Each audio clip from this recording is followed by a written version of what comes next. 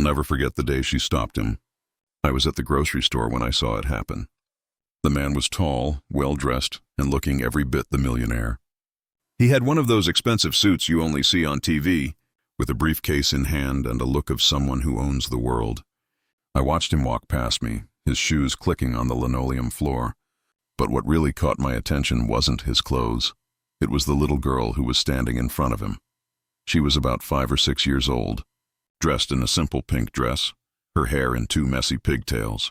She looked out of place compared to the polished man in front of her. And for a moment I thought she might be lost. The man barely noticed her at first. He was too busy scanning the shelves like any other customer, but the girl didn't move. Not until he reached the end of the aisle. She stepped up to him, her tiny hand tugging at the bottom of his suit jacket. "Excuse me," she said, her voice barely above a whisper. The man turned around, clearly irritated, but his face softened when he saw her. "What is it, sweetheart?" he asked in that tone you use with kids when you're trying to be polite but not really interested. The girl didn't answer at first. Instead, she reached into her small hand and pulled out a wrinkled photograph. It was a picture of a woman, a young woman with dark skin and bright eyes. "It was my mom, that photo," the girl said, holding it out toward him. "It fell from your pocket." I froze. My heart dropped. The man looked down at the photograph, confusion flashing across his face. For a moment, he didn't say anything. His eyes scanned the picture, and I could see him trying to figure out why a little girl was giving him something that clearly wasn't his. I stood there, watching, waiting for what would happen next. The girl repeated herself a little louder this time, her small voice unwavering. "This photo. It fell from your pocket." She held it up again, and I could see her face starting to show signs of frustration. It was like she knew something that he didn't. The man finally took the photo from her hand, his fingers brushing against hers for a second. He looked at it, and I saw his eyes go wide. His expression shifted from confusion to something else, something darker. That photo wasn't just a random picture.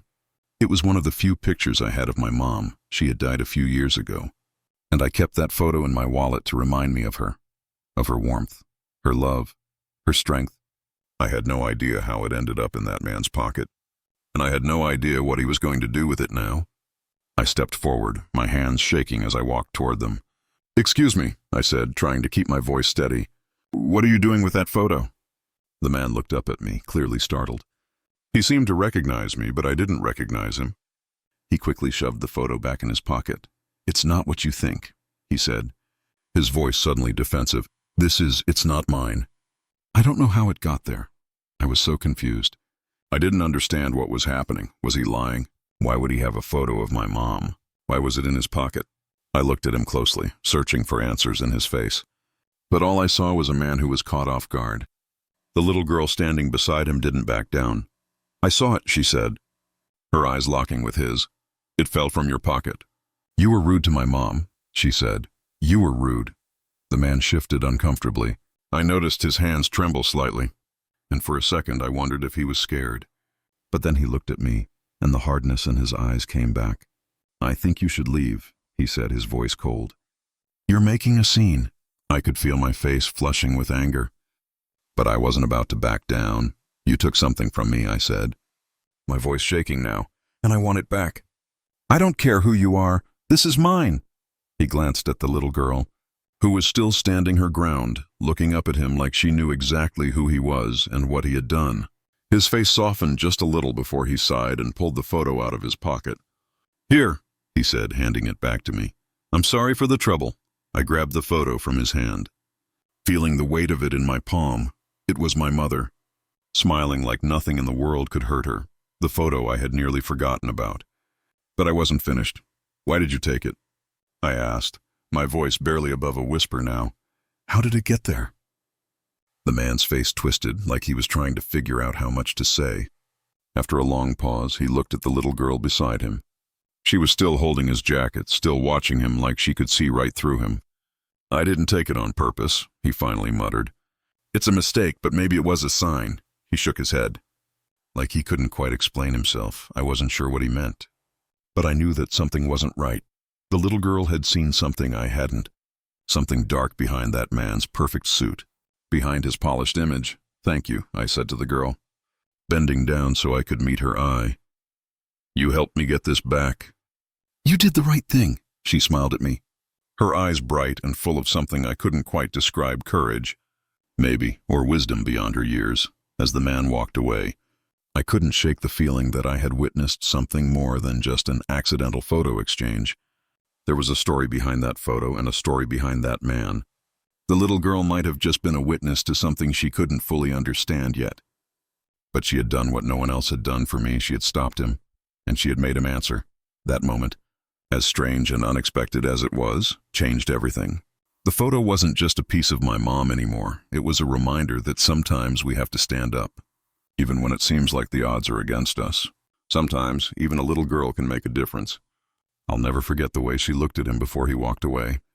The way she made him feel like he was the one who had lost something. The days after that encounter stayed with me. It was hard to shake the feeling of unease that had settled in my chest.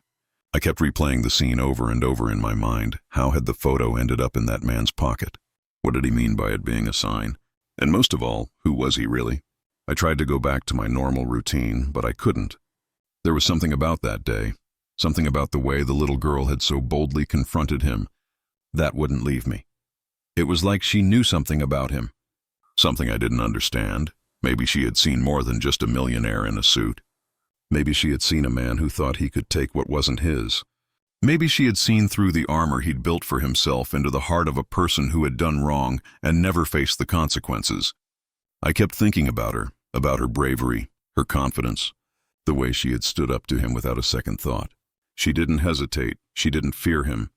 She had done what I had been too afraid to do. And in that moment, I realized something. That little girl had reminded me of something I had forgotten, my own strength. I couldn't stop thinking about the photo. Every time I looked at it, I saw my mom. But now I saw something else too. I saw how precious it was. Not just because it was the only picture I had left of her, but because it was a symbol of something much bigger. It was a symbol of everything I had lost and everything I had yet to find. I started asking around, trying to figure out who the man was. I didn't know where to begin, but I had to know. Something inside me told me that he wasn't just some random stranger who had made an accidental mistake. There had to be more to it. There had to be a reason why he had taken that photo. A few weeks later, I found out who he was. It wasn't hard to track him down. His face was all over the news. His name mentioned in the context of a company that had been involved in a huge scandal. The more I read, the more I realized that he was the kind of person who thought he could take anything he wanted, not just possessions, but power, influence. The photo had probably fallen out of his pocket by mistake. Yes, but it wasn't just a photo. It was a reminder of something he had tried to erase, something he had tried to forget. I wasn't sure what to do with that knowledge. I had no proof that he was involved in anything illegal, nothing that could directly connect him to my mom's past. But what I did know was this: he had been careless. He had taken something precious, something that didn't belong to him, and for a brief moment, he had been forced to confront it. I couldn't let it go. I couldn't let him walk away without an answer. But I wasn't going to confront him like the little girl had. No, I needed a different approach. I needed to dig deeper, to understand more, and maybe, just maybe, I would find out exactly why that photo had ended up in his pocket in the first place.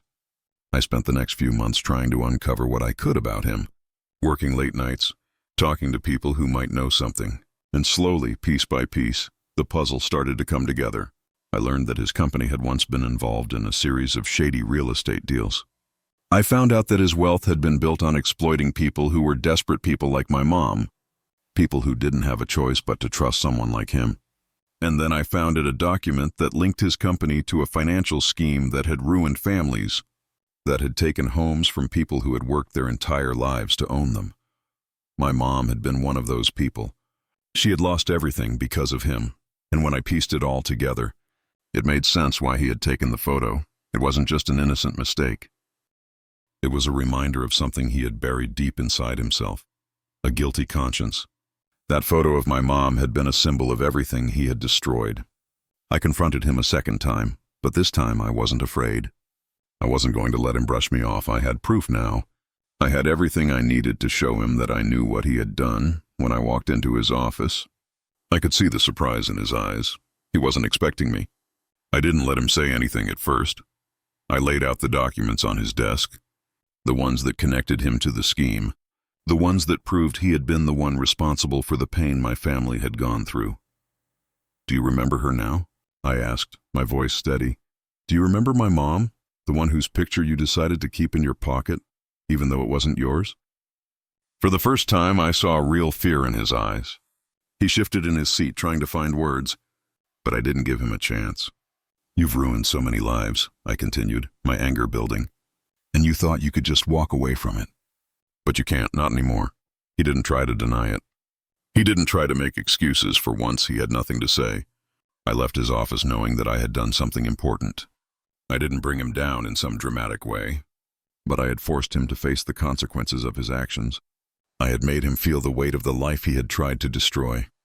And as I walked away, I thought of the little girl, the one who had helped me get the photo back. I thought about how, in that moment, she had made a grown man face something he didn't want to face, and how, in the end, that little girl had done more than anyone could have expected. She had reminded me that sometimes we don't need to be big or powerful to make a difference. Sometimes all it takes is a little courage and the willingness to stand up for what's right. The days after I confronted him felt surreal. Part of me was still processing everything, the shock of finding out how deeply connected that man was to my mom's struggles, the realization of how long he had been able to hide behind his wealth and power. But the other part of me, the part that had been so afraid to stand up before, felt lighter. For the first time in years, I felt like I had done something that mattered. I had made him see my mom, see us, not as just some face in the crowd or a small forgotten story, but as real people with real consequences attached to his actions. And yet, the weight of it all wasn't entirely gone. There was still the lingering question: what would happen next? What was I supposed to do with the knowledge I had? What would the fallout be? I didn't have to wait long for the answer. A week after I visited him, I received a letter in the mail. It was from his legal team, and my heart sank as soon as I saw it. I opened it carefully, my hands shaking a little. The letter was a threat, veiled in polite corporate speak, of course, but the message was clear. They were offering me a significant amount of money in exchange for my silence, for dropping the documents I had uncovered. I laughed bitterly as I read it. The man had tried to buy his way out of his guilt, tried to silence me with money, thinking it would make everything go away. He thought I was just another person with a price. I didn't respond to the letter immediately. I needed time to think, to figure out what my next move would be. But I knew one thing for sure: I wasn't going to take the money. I wasn't going to let him erase what had happened or buy his way out of it. I went to the news instead. It wasn't easy. The media had their own agenda, their own narratives to push, and I was just one small person trying to make noise in the middle of a much bigger story. But I had the truth, and I had evidence. The journalists were skeptical at first, especially when they saw how little I had, just a few documents and my word against a millionaire with a network of lawyers. But the more I told them about my mom, about her fight, about how she had tried to get justice before her life was stolen from her, the more they began to listen. I gave interviews. I spoke on camera, and each time I felt a little stronger, a little more like I was doing something that mattered. The media picked up the story, and before I knew it, the truth about that man's company, the real estate schemes, the manipulation, and the destruction it caused was out in the open. His empire started to crumble, lawsuits piled up, and people began to come forward with their own stories. It turned out he wasn't just responsible for my mom's loss. There were many others, people he had hurt and discarded. The weight of it all became too much for him to carry. I wasn't the only one who had stood up to him. There were others like me, people who had been silenced, too scared to fight back until they saw someone else do it. The little girl's bravery had started a chain reaction, one that I never could have anticipated. And when his company faced a massive public reckoning, I realized how much power there was in simply speaking the truth. It didn't happen overnight. The legal battles took years. The media moved on to the next big story. But the fight continued in the background every so often.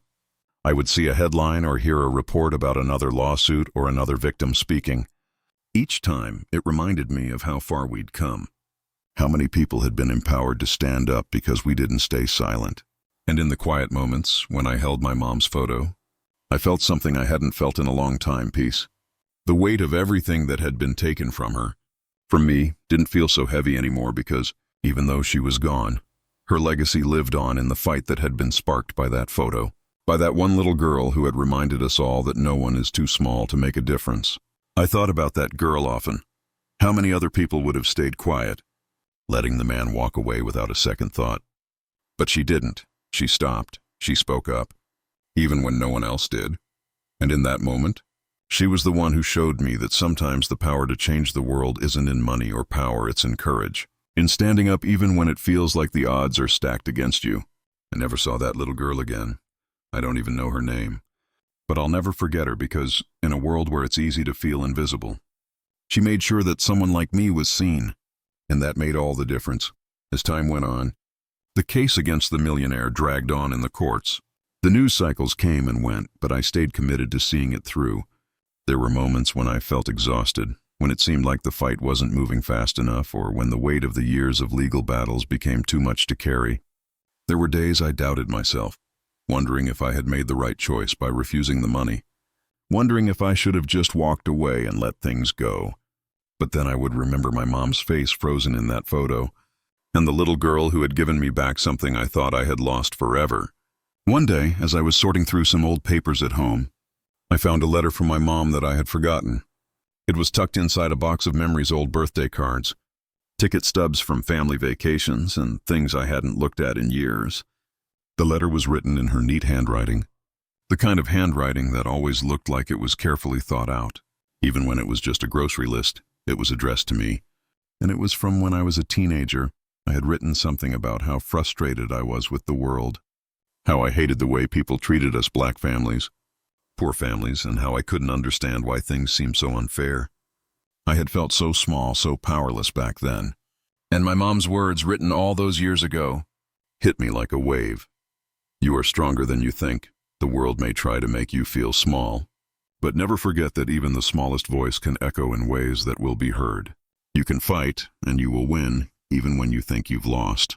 Never let them silence you. It hit me like a punch to the gut. I hadn't realized until that moment just how much her words had shaped me. She had believed in me, even when I didn't believe in myself. And now, years after her death, her belief was still guiding me, still reminding me of the strength I had within.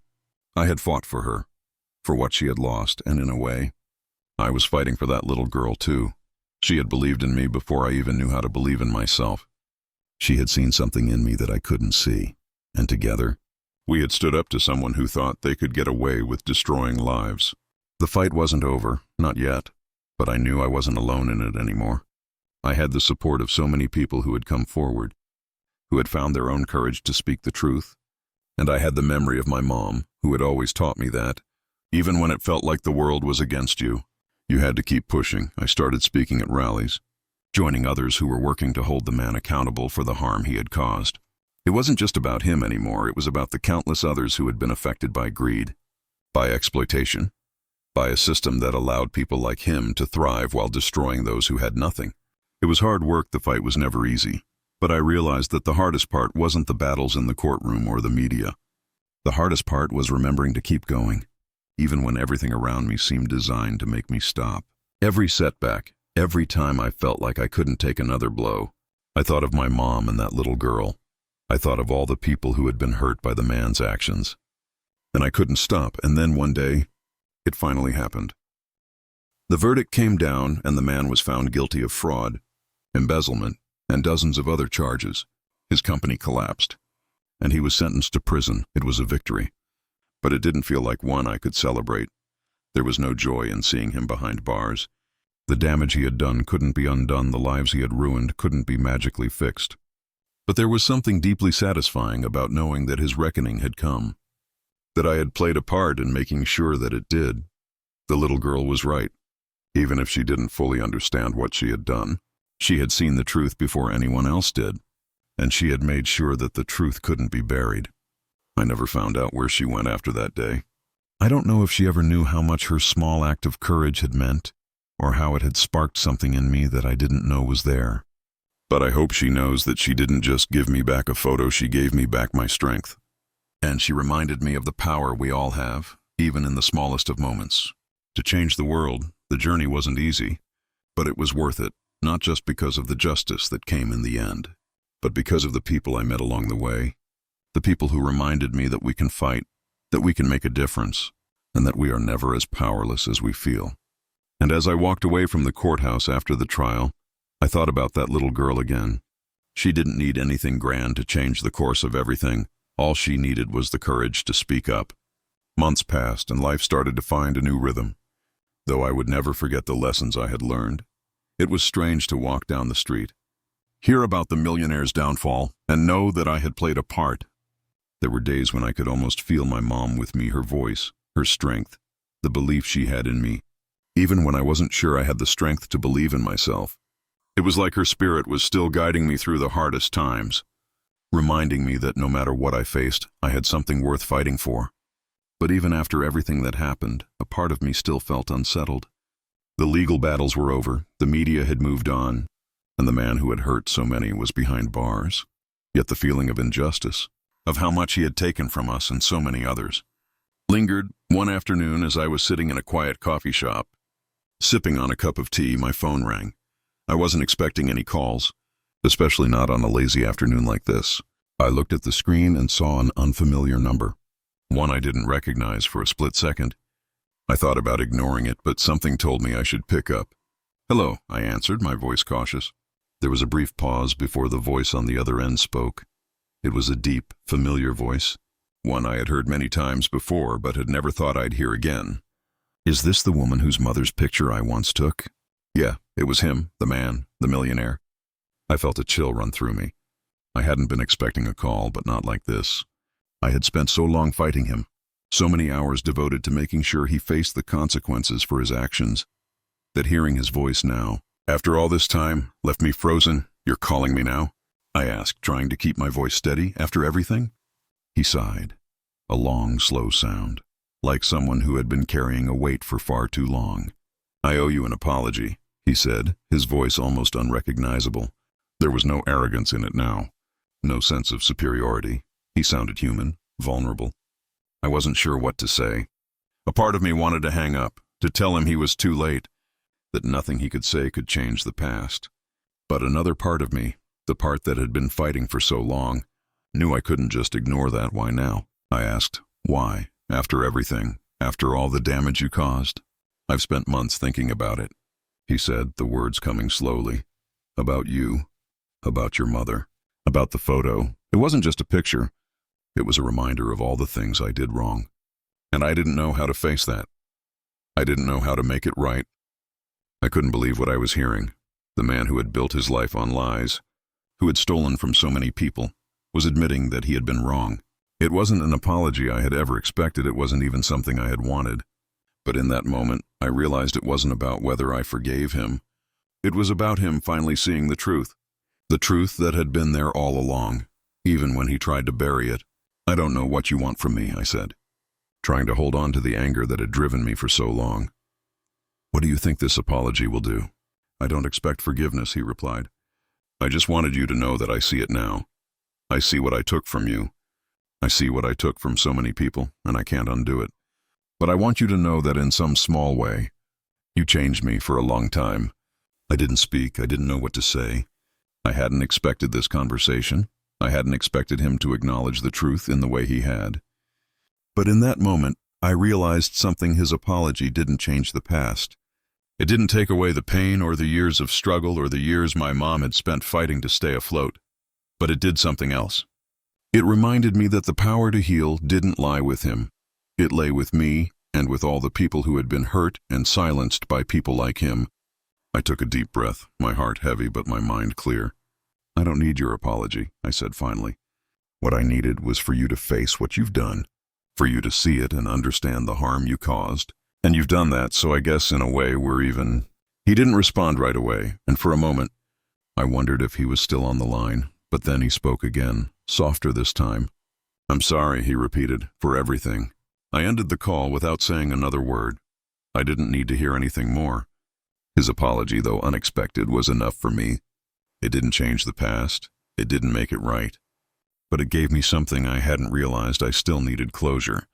I put my phone down, feeling a strange sense of peace wash over me.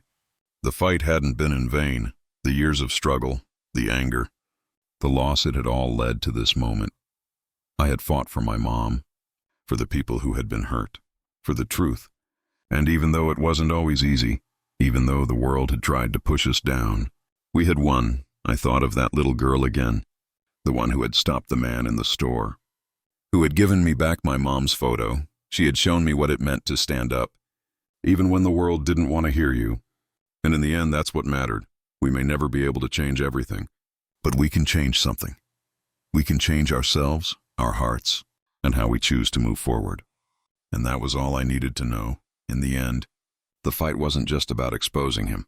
It was about finding my own voice, my own strength, and remembering that no matter how small we might feel in the face of injustice, we all have the power to change the world one moment at a time.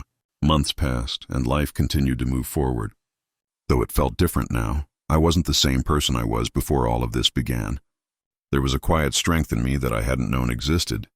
I had seen firsthand how something as small as a photograph, a simple moment of courage from a little girl, could set off a chain of events that changed everything. And that power, no matter how subtle, had changed me. But the effects of that fight weren't just internal. The case had drawn attention to a larger issue: how power and money were often used to silence and oppress those who couldn't fight. People began to talk more openly about the corrupt systems that allowed people like the millionaire to thrive at the expense of others. More voices came forward, more stories were shared, and it became clear that this fight was about something much bigger than just one person. I started working with a group of advocates who were helping other families who had been hurt by similar injustices. It wasn't easy. There were times when I felt overwhelmed by the weight of it. But I kept going because every step forward was another piece of the puzzle. Another way to keep the fight alive. One afternoon, I was sitting in a community meeting, discussing ways to support families impacted by the same kind of exploitation that my mom had suffered.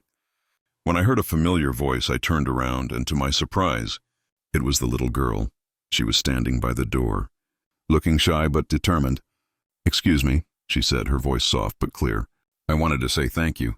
The room went silent. Everyone turned toward her, and I couldn't help but smile. She looked exactly like the girl I remembered from that day in the grocery store, small but fierce, with a spark in her eyes that said she wasn't afraid to stand up for what was right. "You're the one who," I trailed off, still in awe of the fact that she had somehow ended up here, in the same space where I had been fighting for so long. She nodded, her expression serious. "I know it's been a long time," she said, "but I wanted you to know that I've been thinking about what happened that day. I've been thinking about how you fought for your mom." For what was right, I stood up, feeling a lump form in my throat. This wasn't something I had expected, but it was exactly what I needed to hear. It was validation, not just for my struggle, but for the countless others who had been swept under the rug for so long. It was proof that standing up, speaking out, mattered more than we could ever know. "Thank you," I said, my voice catching. "You were the reason I didn't give up. You gave me back my mom's photo, and that meant more than I can explain." She smiled, a soft, knowing smile, as if she understood exactly what I meant. "I knew it was important, and I wanted to make sure you had it." The room was quiet for a moment. The weight of the conversation settling in, I realized, as I looked at her, that we had both been part of something larger than ourselves. That little girl had changed my life, just as I had changed hers.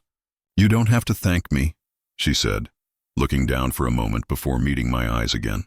It was the right thing to do, and in that simple statement, I understood it was the right thing to do, not just for me, but for everyone who had ever been made to feel small, invisible, powerless.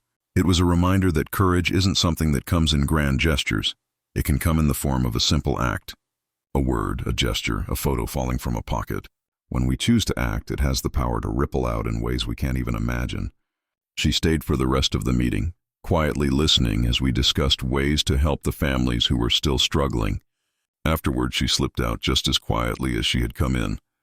But I knew she wouldn't be forgotten, not by me, not by anyone. As I watched her walk out the door, I realized something else, that this fight, this journey, wasn't just mine to finish. It belonged to everyone who had been a part of it. Every person who had spoken up. Every person who had fought for what was right. The battle for justice wasn't just one fight, it was ongoing, and it was passed down from person to person, generation to generation, and we all had a role to play. I held my mom's photo again that evening. Feeling the weight of it in my hands, I no longer felt the deep, aching sorrow I had once felt when I looked at it. Now it was a symbol of resilience, of love, and of everything that had been fought for. It was a reminder that no one's life, no one's story, should ever be erased. No matter how hard others tried to bury it, the fight was far from over. But I had learned something important through it all. The power to change the world doesn't lie in some grand gesture. It lies in the small, everyday acts of courage, in the decision to stand up, even when it's hard, and when we choose to stand together, when we choose to share our stories, the world can be changed one voice at a time. And as long as there were people like that little girl, like my mom, like all of us who refused to stay silent, I knew we had a chance. We would keep fighting for justice, for truth, for every person who needed to be seen, heard, and remembered. The journey wasn't over, but with each step, we were getting closer to a world where no one had to fight alone. Years passed, and the ripples from that day continued to spread, touching lives in ways I could never have imagined. The work I'd started helping families, speaking out against injustice, had turned into something bigger. What started as a personal fight had blossomed into a movement, fueled by the countless stories of others who, like me, had felt the weight of injustice and had chosen to speak out. I kept in touch with the little girl. Though our interactions became less frequent over time, she had grown into a young woman, one who now carried the same fire in her heart that I once had as a child. She was attending school, studying law, and already dreaming of ways to continue the fight for justice. She would sometimes reach out to me, sharing her thoughts, asking for advice, or simply telling me about a case she had read about that reminded her of everything we had gone through. It felt like a full circle moment to hear her talk, knowing that she had once been the one to spark everything for me, and now she was taking her own steps toward making change. And while I kept fighting for others, something inside me began to shift. The battle for justice, for the truth that had been buried for so long, was no longer the sole purpose of my life. I had carried it for years, fueled by anger and a sense of urgency. But as time went on, I began to see that healing wasn't just about fighting for what was lost. It was about finding peace within myself. There were still moments of pain, of course. The memories of my mom, the emptiness of losing her, those would never go away. But I had come to understand that healing didn't mean forgetting. It meant learning to live with the grief and the lessons it brought.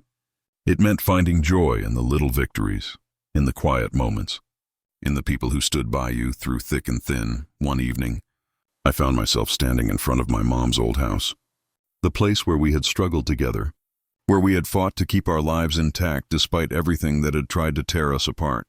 I hadn't been back in years. The house was empty now, abandoned, a faded version of the home I remembered. The walls had once echoed with laughter, with arguments, with dreams. Now, they stood silent, weathered by time and neglect. But I wasn't sad as I stood there.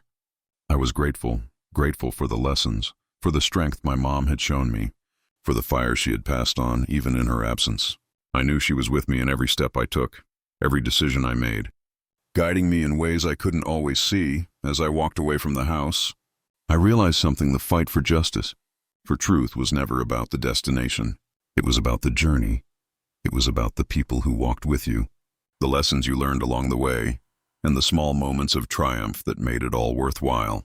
The work wasn't finished, not by a long shot. There were still lives to be changed, still stories to be told. But I knew now that we didn't have to carry the weight of it all on our own. The little girl had shown me that in a way. When she stepped forward that day in the store, she had reminded me that we don't always need to fight alone. We can find strength in each other. And when we do, we can create change that lasts.